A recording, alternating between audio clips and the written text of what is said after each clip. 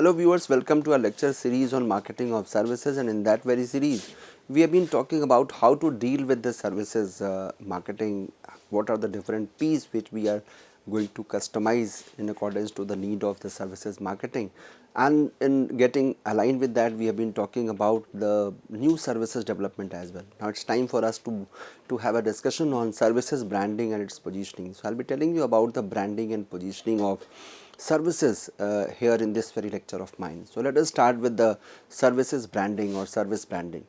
So selecting a brand name for a consumer product or a particular service is one of the most significant, or I would say very important decision to be made by a marketer.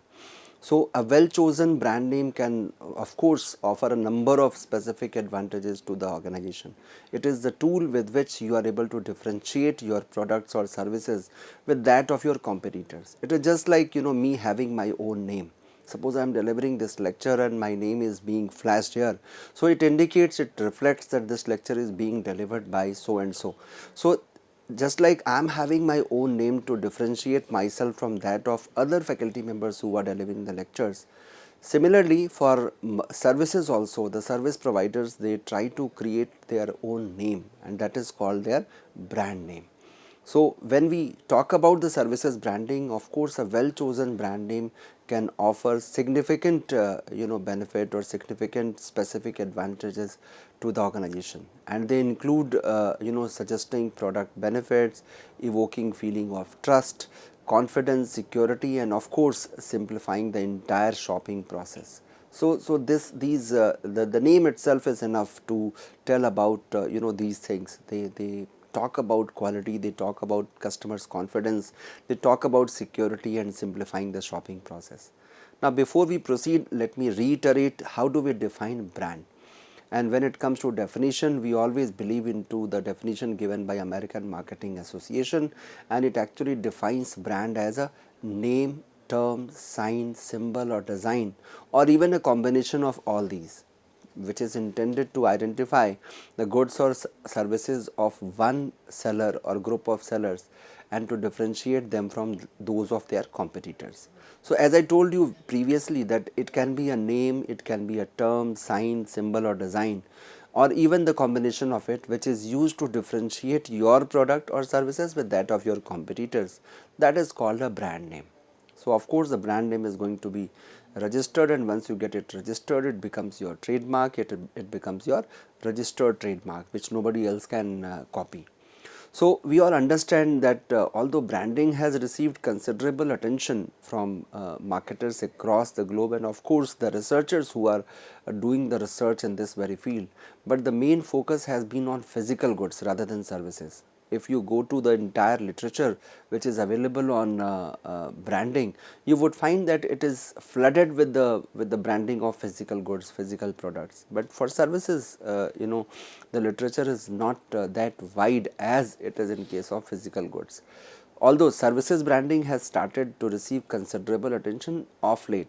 So lately it has also grabbed significant attention by the academia and industry, and now the services with its growing proportion has taken lead for marketers, and marketers are having majority of the marketers, they are involved into one or the other services. Even in case of durable products, the after sale services is something which is going to be a deciding factor for you to position yourself as a significant brand, as a robust brand.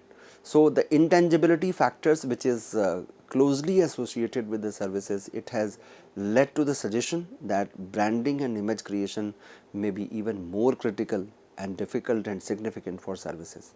So it is suggested by the researchers that yes, image creation and branding may be even more critical and more significant for services. For a services brand to be effective, it need to encompass certain qualities. It need to consist of certain benefits. It must possess three significant qualities. First one is it must be distinctive. Second one is it must be relevant, and third one is it should have the quality of memorability.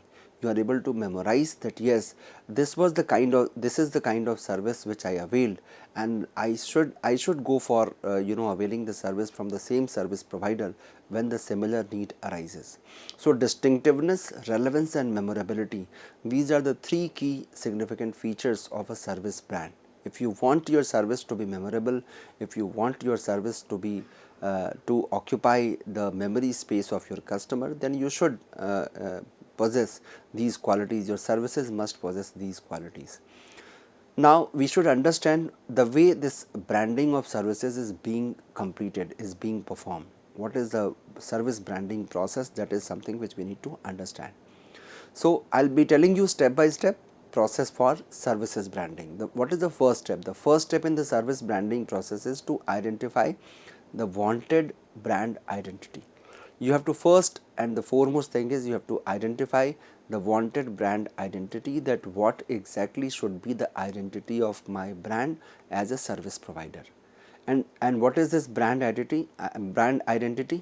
The brand image that the company wants its customers and other stakeholders to have is being evaluated at this stage. So it is being evaluated that what you want others to think about you, what image you want to have about yourself in somebody else's mind. Suppose if you talk me to explain this, I would say my reputation is not that statement which you are passing on when I'm in front of you, but when I leave that room, whatever statement you pass on for me, that is the real image of mine. So is the case of branding. So the brand image which the company wants its customers and other stakeholders to have, it is being evaluated at this very stage. And this is the first stage. After this, through planned marketing communication, what happens? Brand awareness is being created to inform customers about the existence of a specific service. That customer should know that yes, this particular service is available, this specific service is available, and it is being provided by this service provider. This is called planned marketing communication. So it can be in the form of advertising, it can be by the way of publicity, it can be a word of mouth publicity, but you are creating brand awareness through informing your customers about the existence of your specific service. And what is the ultimate goal of this planned communication? The ultimate goal of this planned communication is to support customers' experiences with the service firm, the service process, and of course the service outcome. So there are three important components involved into it. The first one is the service firm, which means the service provider. Second is the process of offering services which is being followed, and last one is the service outcome, which means we are talking about not only the functional but also the technical quality of the services. If you look at this diagram, which clearly depicts whatever I had explained to you, it was adopted from a research which was published in 2015, and it talks about the services marketing, managing the service and managing the service profit logic. So this is basically talking about the service branding process, that you have to create a wanted brand identity, and for that you have to follow certain steps, these processes which you are supposed to follow to ensure that you are able to create a specific brand for your services. The experiences customers have with the firm and service process, they are actually the one which are going to form the brand fulfillment in the service branding process. So it is not the claim which you are making in the advertisement, but it is the real service which you are providing to your customers, and their experiences, whatever experience they have with your company and your service process, it is going to form the brand fulfillment in the service branding process. And primarily this brand fulfillment results in a perceived brand image which customers and other stakeholders, they are going to develop in their minds. So we have to understand that the planned communication efforts are only supportive in this process. You cannot rest on this planned communication only, that I had resorted to planned communication, so it is going to take care of everything. No, it has only a supportive role, and this is something which is depicted in the diagram which I showed you recently, that the line which is connecting the brand awareness box and the perceived brand images. So it indicates that there is only a supportive role of planned communication, and you have to actually create the amazing service experience, the better service experience. So branding of service can be summarized as the primary task in the branding process is to manage the service processes in such a manner so that they provide customers with positive brand contacts and corresponding brand messages, resulting in brand fulfillment and of course eventually favorable brand relationships. So you should design your service in such a way that after availing your services, your customer should always think of repeating the service from the same service provider. And if you are somehow able to do that, it means you are in the process of creating a brand image for your service firm with which you are providing the services. So we have to understand, my dear learners, that internal branding is very much required here. It is required. Why it is required? It is required to prepare and motivate your employees within the organization, your distributors, your other network partner organizations. They all should be prepared and motivated to actively contribute to the successful fulfillment of the brand. So it is not only the advertisement but also the service provider, all the service points, they need to be activated. So we have to first go for internal branding, then only we can create an external brand which becomes popular and bears the results which you want. So if you want the desired results, you have to go for internal branding. You need to prepare and motivate all the service points, be it your employees within the organization, be it your distributors who are providing you the raw material, be it your other network partner organizations. They all should be motivated and prepared to actively contribute to the successful fulfillment of that particular brand. So this is the way we actually create a brand. Now the question comes, how do we cultivate service brands? So there is a very popular study by Leonard Berry, which presents the 4 strategic viewpoints for cultivating service brands. So first one is you have to be different. Second one is you have to determine your own fame. Decide that what is going to be your own fame. Third one is you have to make an emotional connection, and fourth one is you have to internalize the brand.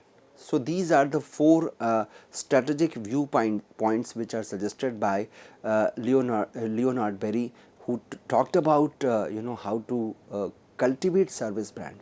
And if you wish to do that, these are 4 strategic points. Now let me tell you what are these 4 strategic viewpoints and what they exactly mean by what exactly they want to say. Having said being different, what does it mean?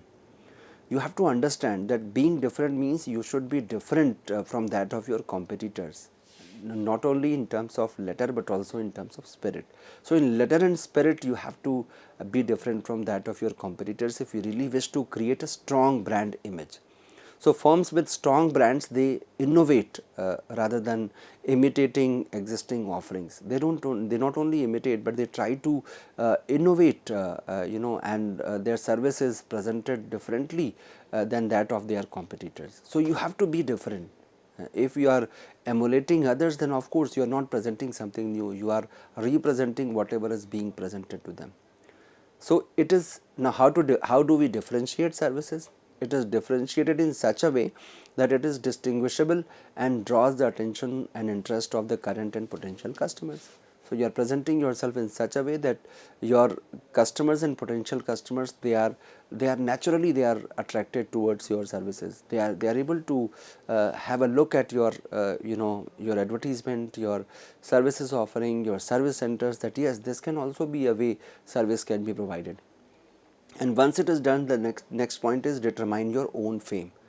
So firms with strong and well recognized brands, they are actually creating something important and valuable for their customers. So they are determining their own fame. Firms that control their own destiny, they outperform their competitors in terms of services. They are not only matching their services with that of their competitors, they always try to outperform, so that your competitor can not even think of that yes, this can also be provided, this can also be a new dimension to be added to the services. So, and it is not only a one time process, you should keep on doing so, that because you are going to determine your own fame, you are going to draft and craft your own destiny. So what is the result of it, what is the outcome of it? You find positive word of mouth publicity, you find customer to customer discussions on social media, which is going to eventually strengthen your brand, and you emerge as a very strong brand in the eyes of the customers. So you have to determine your own fame, and for that, you can also go for making an emotional connection. When you are providing services in a better way, in the process you develop an emotional connect with your customers, with your clients, because service always has an emotional component. Firms with strong brands, they strive to go beyond the logical and economic aspect of their offerings. They try to touch the emotional chord of their customers. So they instill in their customers feelings of trust, attraction, affection and closeness. You find that your customers are developing that feeling of trust, that once your name is there, they are resting assured that yes, the services must be best. So the service providers who are really very successful in making themselves meaningful to their customers, they can also establish their emotional connection with them. So emotional connection is the most important part of the all four strategic viewpoints, and then comes internalizing the brand. You have to internalize the brand, because unless there is an internal feeling that yes, we should emerge as a positive brand, we cannot do that. So firms which have strong brands, they invest in internalizing the brand relationship inside the organization. They always go for making communication efforts which can help to improve the brand's image. And although in the end, service brands are formed largely through service encounters, they are largely based on the service encounters, the kind of services you are providing. And here comes the role of your employees. You have to actually respect your employees who are working day and night for the brand building of your particular firm. So employees, they do play a critical role in supporting the branding process during the service encounters, and here the role of your employees is very significant, because they are the one who are going to internalize the brand. And then comes the role of service positioning. So once the service branding is done, these were the four viewpoints, four strategic viewpoints, where we should be very particular when we are creating a specific brand for our own services. Then comes service positioning. How do we position ourselves? Now positioning is normally, it can be done on, it can be established on various parameters, but the most popular one is the quality price dimension, on the basis of which most of the products and services, they are being positioned. So when it comes to positioning, we have to understand what is positioning all about. It is actually the act of designing the company's offerings and image to occupy a distinctive place in the target market's mind. So you are actually performing an act of designing your offerings and image in such a way that it occupies a distinctive place in the target market's mind.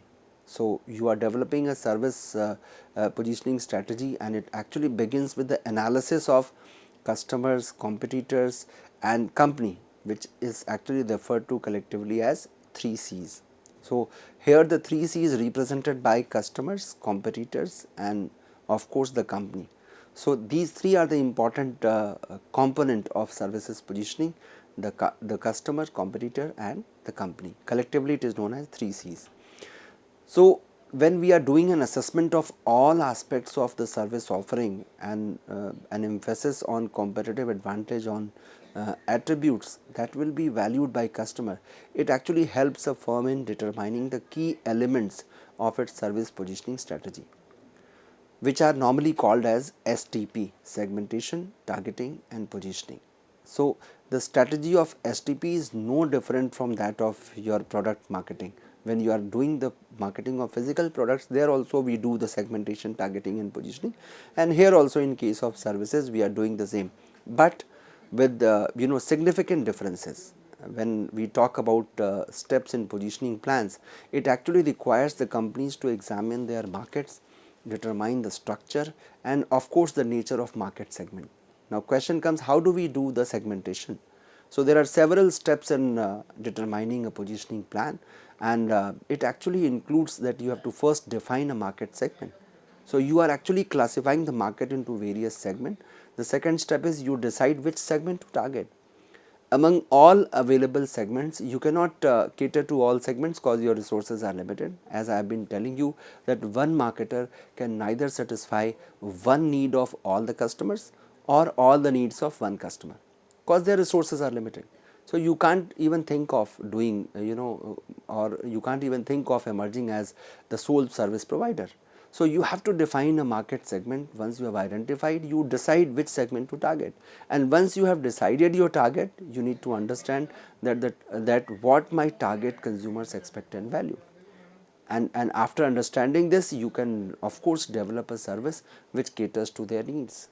So this is the process which we follow. We identify a market segment to target. Out of that several available segments, we are finding the best one, the target one for ourselves, and according to our target's need, we position ourselves. So this is the process. So we are evaluating consumer perceptions of competing services. We are selecting an image for the product matching the aspiration of the targeted consumers, and eventually we communicate with the determined customers and make the product suitably available. So the service positioning actually involves three basic or three significant steps. The first one is STP. You go for segmentation, targeting and positioning. The first one is segmentation, second one is targeting, and then eventually you go for positioning. Now this market segmentation can be done on the basis of a number of variables. It can be a geographical, say for instance you are dividing the market, classifying the market on the basis of regions or the climate, or you can go for having a demographical classification, that is age, gender, income, occupation, family size, social classes, and many more. Or you can go for psychographic one. So you can take lifestyle, personality, and eventually the behavioral one, that is benefits, occasions of use, usage rate, and many other behavioral aspect can be used as a base for classifying the entire market. And once you have done this classification, you are able to identify which part of the market is most suitable for me, so that we can decide the target. And once the target is decided, then you can position yourself. So service positioning involves 5 action steps. We call it as a 5-action plan, 5-point action plan. The first one is you have to determine the levels of positioning. Second one is you have to identify the key attributes. Third one is you have to locate these attributes on a positioning map. So once you have identified the key attributes, you can locate them on a positioning map. Then comes evaluating positioning options. You can do the evaluation of all positioning options, that these are available, which one I am going to select, and afterwards we implement the positioning strategy. So this is actually the 5-point action plan, on the basis of which we can position our services which we are going to offer as a brand. Then when we talk about determining the levels of positioning, it can be considered at several levels. For instance, you are going for doing the industry positioning. For instance, when you are availing the services of a bank, it can be an institutional services, that is corporate services, and it can be a retail category where the individual customers are availing services. So positioning of services industry can either be done by industry positioning, or it can be organizational positioning, positioning of the organization.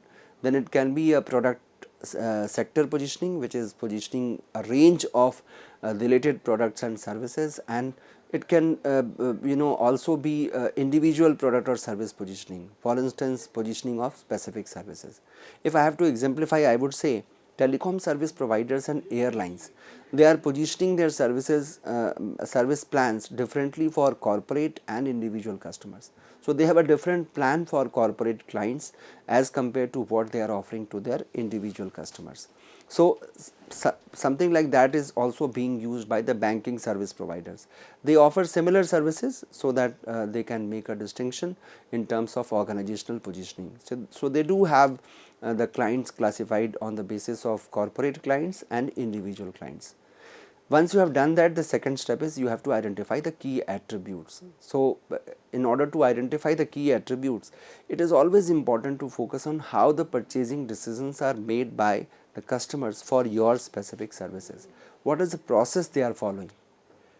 So for instance, in case of banking services, factors like mobile or online banking facilities, friendly staff, bank timings, atmospheric of that particular branch, it can be the basis of selecting a particular bank. So as a customer, I may select a bank because it is offering all services online, or vice versa. I may be an old age client who is having lot of inhibition about going online, and I want the physical services. So I would only prefer to that particular bank which is offering me all the services in a physical mode. So that can be a key attribute which we can identify. Once we have done so, we can go for locating these attributes on a positional map. So positioning maps are an effective way to visually represent consumer perceptions of alternative product.